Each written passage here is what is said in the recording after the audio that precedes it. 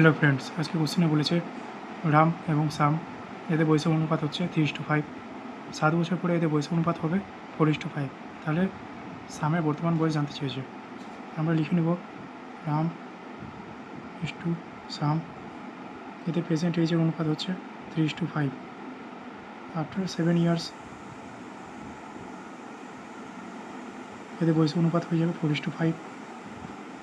এবার এই দুজনের রামের বয়সের বর্তমানের সাথে 7 বছর পরে বয়সের ডিফারেন্স দেখলেই আমরা বুঝতে পেরে যাবো এক ইউনিটের ভ্যালু কত। প্রেজেন্ট এজ হচ্ছে ওর 3 ইউনিট, 7 বছর পরে বয়স হবে 4 ইউনিট। শ্যামের বর্তমানে বয়স হচ্ছে 5 ইউনিট, 7 বছর পরে বয়স হবে 5 ইউনিট।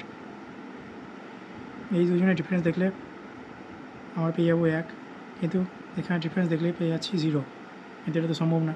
তাই জন্য আমরা এটা ডিফারেন্স 1 আর এটা ডিফারেন্স 2, যেটা পেলাম এটা 1 দিয়ে এখানে গুণ করব, এটা 2 দিয়ে এখানে গুণ করব।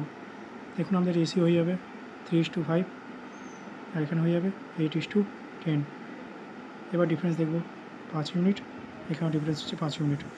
5 ইউনিটের ভ্যালু হয়ে গেলো 7 ইয়ার্স, তাই জন্য 7 1 ইউনিটের ভ্যালু হয়ে যাবে 7/5।